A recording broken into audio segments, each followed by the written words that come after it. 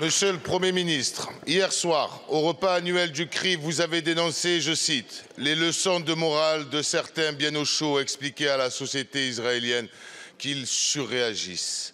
Quand on entend de tels témoignages, je le dis, on a du mal à entendre les leçons de morale de certains qu'on entend bien au chaud expliquer à la société israélienne qu'ils surréagissent.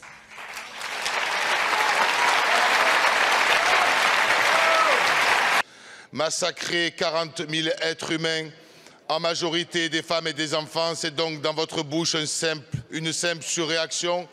Prôner la justice et la paix et le cessez-le-feu, c'est donc dans votre bouche des leçons de morale. Vos propos sont irresponsables, ignobles, inhumains. Au même temps, Netanyahou, le criminel de guerre contre la vie des familles d'otages, du Conseil de sécurité des Nations Unies, de la Cour internationale de justice et des peuples du monde entier, balayé d'un revers de la main une proposition de trêve et annoncer une attaque terrestre à Rafah. Une nouvelle boucherie qui, à l'heure où je vous parle, a déjà commencé. Rafah, dernière étape du déplacement forcé, du nettoyage ethnique du peuple gazaoui, déshumanisé, massacré, génocidé. Rafah, ultime refuge d'1,2 million d'êtres humains innocents, parmi lesquels 600 enfants qui font face en ce moment même à l'abîme, à la mort, sous l'inaction complice, coupable de toutes celles et ceux qui n'auront plus jamais l'âme tranquille.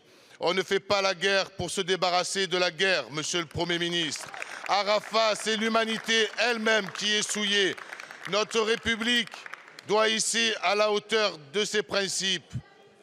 Votre gouvernement, s'il ne veut pas être complice, doit agir. Combien de sang, combien de larmes doivent être versées pour que vous décidez enfin de stopper les livraisons d'armes et de suspendre tous les accords de coopération entre Israël et la France. Mettez-vous enfin à la hauteur de l'histoire et imposez le cessez-le-feu. Monsieur le député, permettez-moi d'évoquer ce que vous n'évoquez jamais dans vos questions, le 7 octobre, et d'évoquer que la France a été peut-être et sûrement le pays le plus touché après Israël et que nous avons toujours 3 otages à Gaza. Et je souhaite leur rendre hommage. La France est toujours mobilisée. Mais vous le faites jamais. Nous sommes obligés de rééquilibrer vos positionnements politiques qui sont totalement délirants, monsieur Delegou. Ne le faites jamais. Jamais.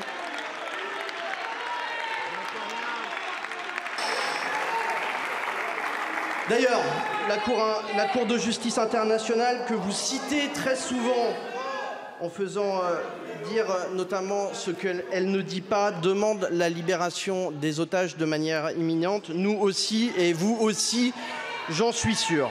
Cette tragédie, monsieur Delegou, nul ne peut l'imaginer. Et aussi, Madame la Présidente, on ne s'entend pas parler.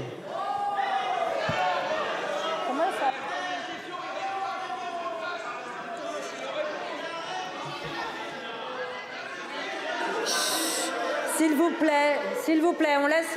Non mais laissez répondre le ministre.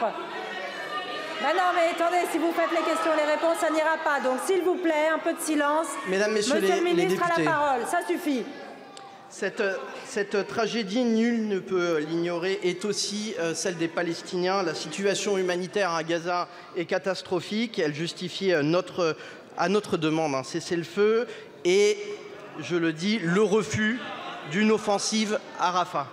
Les Palestiniens n'ont pas d'ailleurs à être les victimes des crimes du Hamas, qu'il s'agit systématiquement d'ailleurs de leurs intérêts. La France agit, elle agit notamment sur l'aide humanitaire. Les Palestiniens et les Ukrainiens sont les premiers bénéficiaires de l'aide humanitaire de la France. Il y a d'ailleurs pas de motivation là-dessus, puisque 120 millions d'euros ont été mobilisés, mesdames, messieurs les députés, pour l'aide humanitaire à Gaza. Il s'agit aussi de retrouver une sortie politique, nous l'avons dit. Merci également. Beaucoup, la France œuvrera au Conseil de sécurité des Nations Unies pour aussi demander...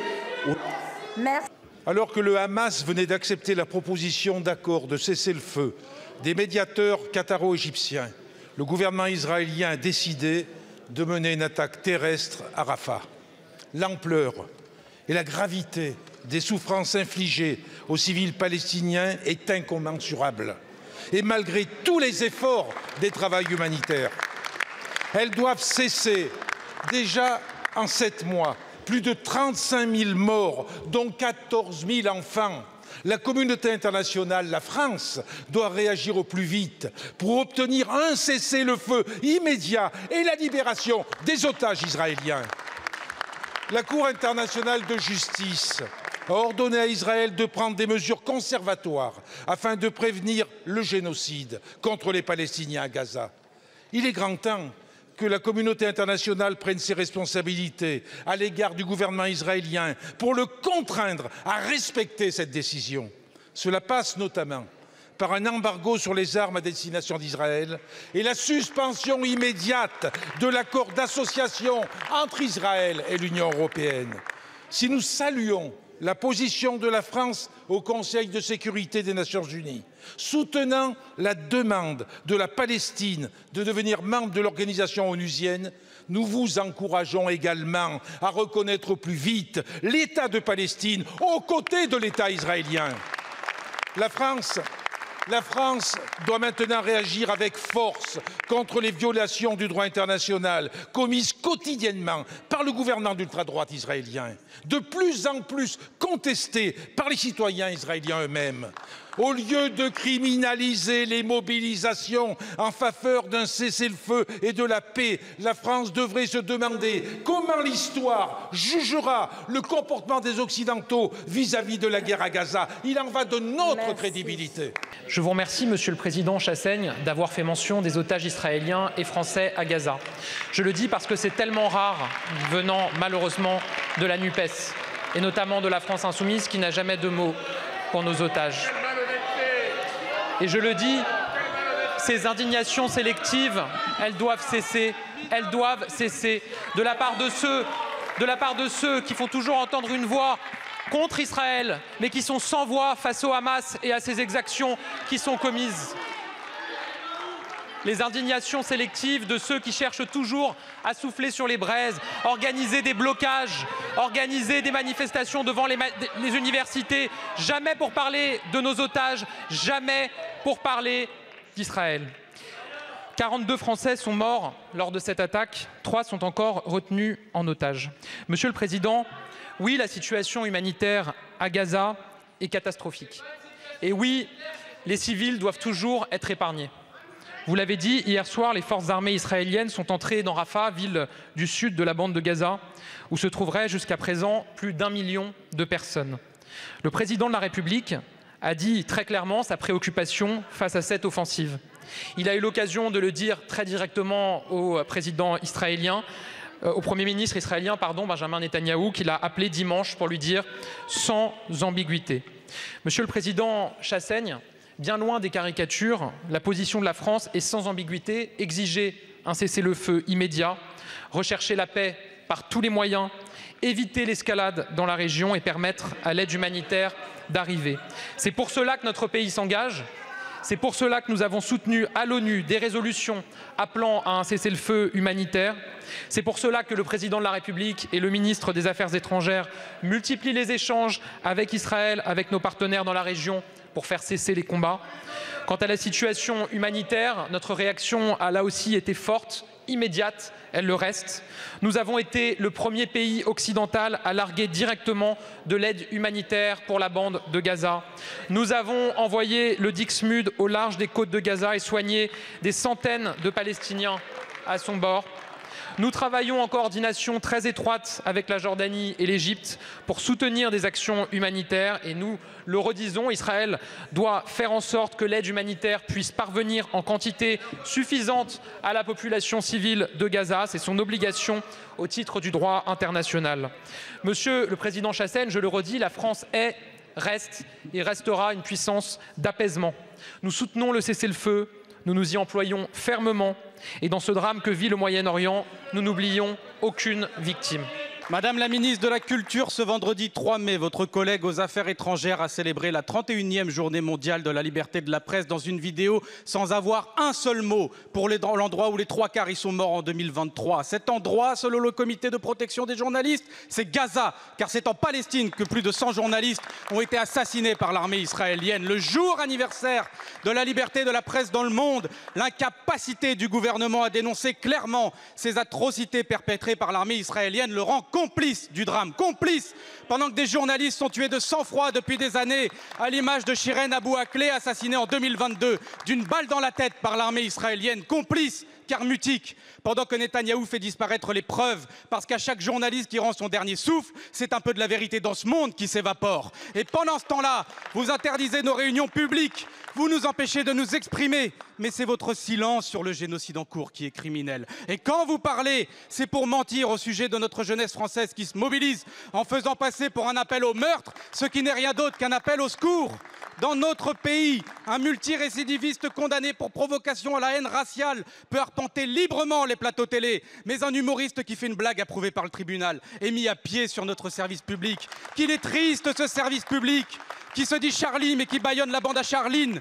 Le poste de Guillaume Meurice étant vacant, on dirait même que certains au gouvernement sont candidats pour être humoristes, puisque vous arrivez à reprocher à des étudiants en sciences politiques de s'intéresser à la politique. Incapables que vous êtes de dénoncer le génocide en cours, et maintenant même ceux qui se rient de votre déchéance morale sont censurés. On se croirait dans un sombre cauchemar au pays des Lumières, mais c'est une triste vérité. Ceux qui contrôlent les matraques cherchent souvent à faire taire ceux qui ont des idées, ces idées nobles qu'on fait passer pour des délits, car nous ne faisons que de l'apologie du droit international et de l'incitation à la justice. Et il faudrait désormais s'excuser de faire sourire les gens qui ont envie de pleurer de votre passivité. Madame la ministre, si vous vous sentez menacée par des blagues, c'est que c'est peut-être vous la menace. Quand allez-vous faire respecter la liberté de la presse et la liberté d'expression en France? Madame la Présidente, Mesdames et Messieurs les députés, Monsieur le député Guiraud, beaucoup de questions dans votre question. S'agissant de la liberté de la presse, vous le savez bien, et j'ai déjà échangé avec votre groupe, j'y suis profondément attachée, pour plusieurs raisons, ne serait-ce que par des histoires communes. Donc là-dessus, nous serons intransigeants sur la liberté d'expression, même quand cette liberté d'expression peut parfois atteindre son honneur, je vous le dis. Mais nous sommes attachés à cette liberté d'expression. Moi, je souhaitais vous répondre sur un point précis que vous avez évoqué, qui est la situation de Guillaume Meurice. Vous avez raison de poser cette question, parce qu'elle peut interroger sur la liberté d'expression. Vous avez raison. Et donc ce sujet est sur le sujet justement de l'humour dans les médias, est à évoquer avec mesure, mais sans aucune caricature. Moi, ça ne me fait pas rire. Non, justement, ça ne me fait pas rire, monsieur le député.